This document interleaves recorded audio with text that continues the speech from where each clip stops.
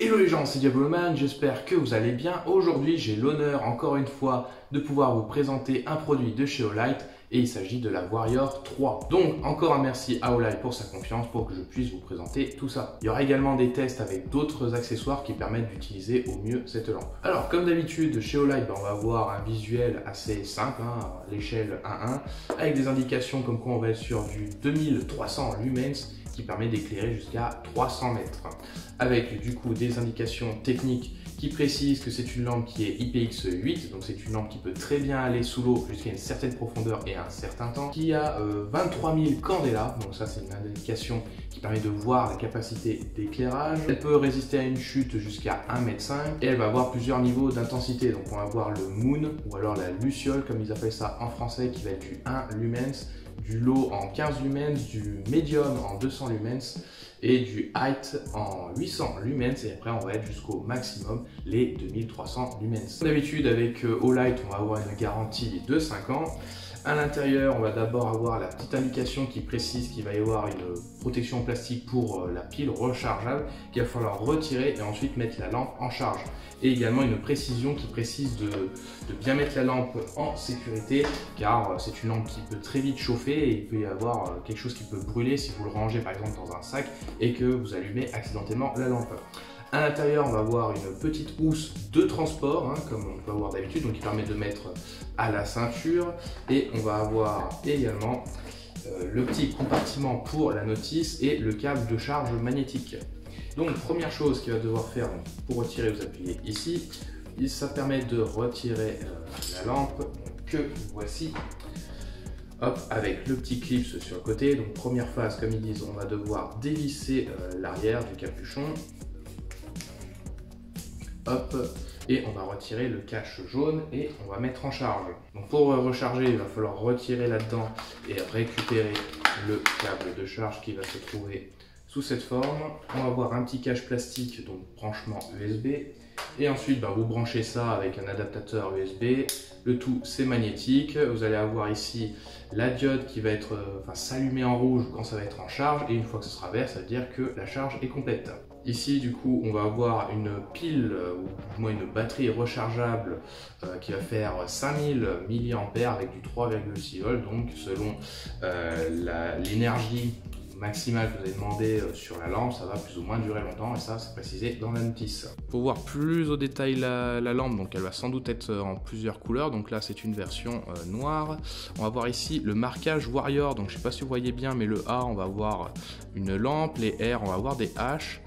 Là pour le haut on va avoir une épée et un bouclier encore au niveau du R ici, donc on a vraiment cet aspect de lampe agressif, guerrière, affûtée on va dire. Ici un petit QR code, le marquage Olight. Et on va voir ici vraiment, alors par rapport à certaines lampes que je vais vous montrer pour comparer, c'est presque, alors je vais pas dire que c'est coupant, mais c'est très aiguisé, en tout cas c'est affûté. On va voir ici le bouton pour les fortes puissances, donc on va voir ça au détail. Et ici on va voir aussi un bouton pour mettre en marche avec une indication du niveau d'intensité, donc là ça va être le low, le medium, le height et le turbo. Et ici on va voir une indication aussi au niveau de la charge de la batterie. Donc moi, comme vous savez, je suis airsofter, donc je vais plutôt avoir tendance à vouloir utiliser un accessoire qu'on va voir un petit peu plus tard, donc je vais retirer le clip qui se trouve ici. Alors, cette lampe, elle va avoir deux modes de fonctionnement, donc vous allez avoir le bouton ici comme je vous ai montré, ou le bouton à l'arrière. Donc, quand vous allez appuyer une première fois, donc là, vous voyez, je suis en mode low, parce que c'est le dernier truc que j'ai enregistré. Mais je peux très bien changer de mode, tout simplement pour éteindre également. Soit vous faites une pression brève, ça va s'allumer, soit vous faites une pression longue et vous relâchez. Et à ce moment-là, vous allez changer de mode. Alors là, on est sur le mode luciole ou moon en anglais, donc c'est vraiment un très faible éclairage, mais qui permet de globalement bien voir quand on est dans l'obscurité totale. Si je continue à maintenir le bouton, je vais changer de mode de façon progressive et ça va changer tant que je maintiens. Là, je vais par exemple choisir le mode le plus haut, et dès que je vais appuyer sur le bouton, on va rester sur ce mode-là. Si je veux passer au mode moon, justement, il va falloir maintenir le bouton plus longtemps. Hop, donc là, je suis bien sur le mode moon, mais ça permet également de passer en mode sécurité. Donc, on va maintenir jusqu'au mode, alors je vais éteindre, il faut que la lampe soit éteinte, vous passez sur le mode d'abord luciole et dès que le mode luciole va s'allumer, hop, elle est en sécurité. C'est-à-dire que si vous essayez d'allumer, ça ne va pas fonctionner. Pareil si vous appuyez à l'arrière, donc comme ça la lampe est en mode sécurité, donc ça permet de la ranger dans un sac ou autre et éviter que les boutons s'activent accidentellement. Pour désactiver, vous faites la même chose jusqu'à ce que vous ayez le mode luciole. Donc là la lampe est à nouveau opérationnelle et vous pouvez changer de mode selon ce que vous voulez faire. À l'arrière, on va avoir vraiment les modes, on va dire, les plus puissants.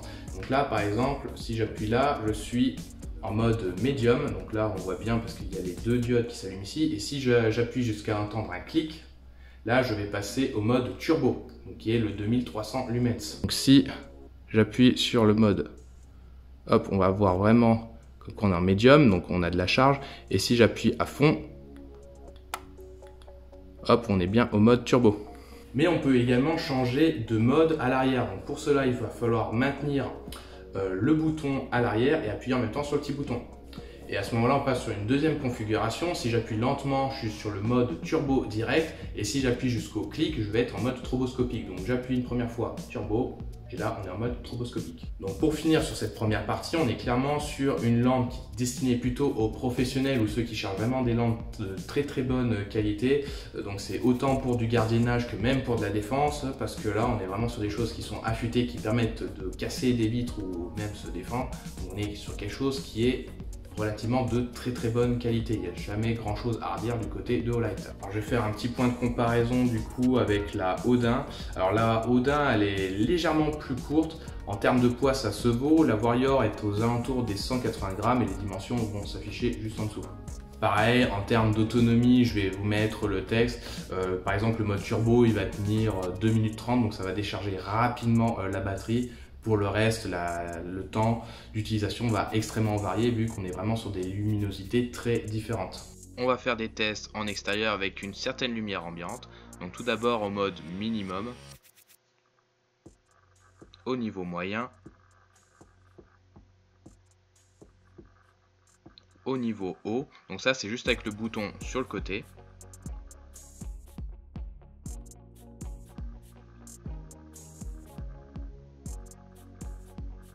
Puis on va passer sur le mode luciole / moonlight. Donc on voit que tout de même ça éclaire un petit peu. Puis on va passer sur le bouton à l'arrière en mode turbo.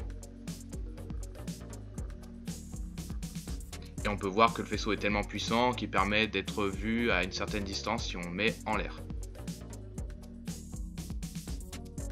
Ensuite, si vous êtes comme moi, airsofter ou alors même vous pouvez très bien être un professionnel, utiliser des armes ou autre.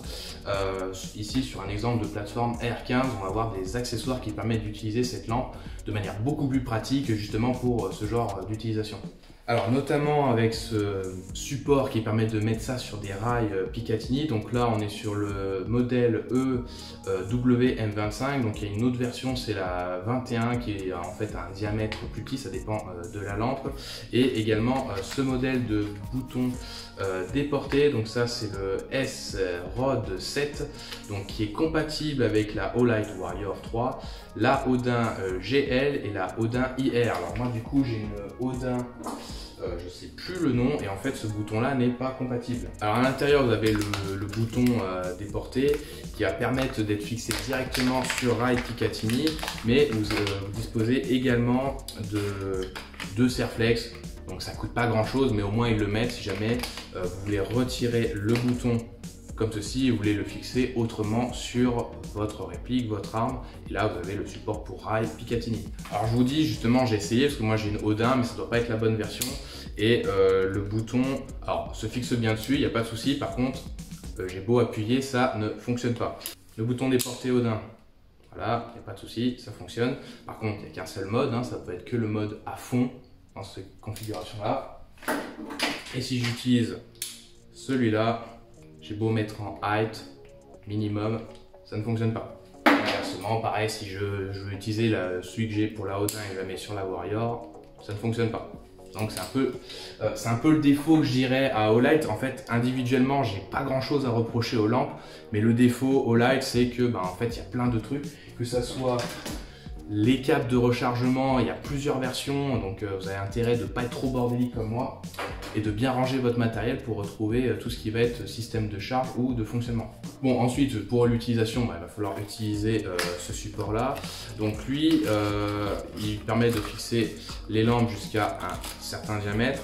Dedans vous aurez également des patins anti-glissement ou autres en silicone ou alors l'autocollant. Donc l'autocollant, celui qui se trouve ici, et les patins, c'est ceux qui se trouvent là et là. Bon, du coup je crois qu'on va faire l'inverse, on retire la lampe et ensuite on va fixer d'abord ceci et ensuite on va essayer de mettre la lampe.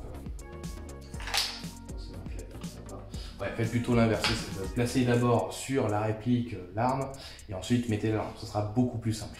Donc voilà, tout de suite c'est bien mieux, et une fois que vous avez serré ici, donc c'est fixé, hop là, il n'y a pas de risque que ça glisse, c'est vraiment très bien en place. Ensuite, il va falloir placer le support, donc ça c'est pareil. Petite chose indicative aussi, c'est que vu qu'il y a un bouton supplémentaire, vous allez avoir beaucoup plus de longueur, on va dire, de rails Picatinny qui vont être prises. Donc vous avez un cran en plus, un cran et demi en plus. Donc voilà comment moi je l'ai placé. Alors attention, par contre, là on voit ici, je ne peux pas le mettre sur le côté parce que c'est un peu trop épais là-dessus, mais par contre, comme je vous dis, vous avez des Serflex, des Rilsan. Si jamais vous voulez placer d'une autre manière, vous pouvez placer sur le côté, c'est à vous de voir, vous avez différentes possibilités. Alors ensuite, comme ça, vous avez soit la possibilité d'utiliser le bouton low. Donc là je suis dans la première configuration, c'est-à-dire que je suis en médium ici, et si j'appuie sur le gros bouton, je vais être en mode turbo. Par contre, vous ne pouvez pas faire l'autre manipulation, c'est-à-dire que vous allez maintenir par exemple le bouton ici, appuyer sur le bouton pour changer de configuration, ça ne marche pas. Il faudra retirer ici, appuyer là, rappuyer si vous changez et passer en deuxième configuration. Donc bon, c'est pas une très grosse manipulation à faire, mais voilà. Ensuite pour le magnétique, donc il est magnétique, et après par contre vous avez un système de verrouillage, donc il suffit juste de remonter. Clic, et voilà, maintenant si vous tirez dessus, c'est plus que magnétique, ça tiendra beaucoup plus facilement, et après à vous de voir comment vous voulez utiliser le tout. Au moment où vous verrez cette vidéo, ça fera quelques temps qu'il y a des promotions sur la boutique de Olight. Vous pourrez retrouver mon lien affilié dans la description de la vidéo et ça me permettra de toucher une petite commission, donc merci à ceux qui le feront. Si jamais vous voyez cette vidéo après le 19 après minuit, vous pourrez profiter de mon code promo Diaboloman10 pour profiter de 10% de réduction sur votre commande. Pour ceux qui ne sont pas VIP, eh bien les ventes vont s'ouvrir à partir du 18 janvier.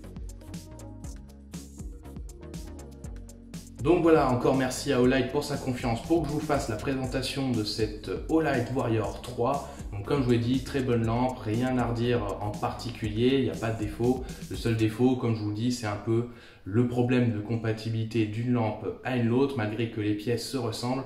Mais il y a une histoire de magnétisme ou autre pour actionner tous les boutons et c'est un petit peu dommage. Je vous dis à très bientôt pour d'autres vidéos et à la prochaine. Salut!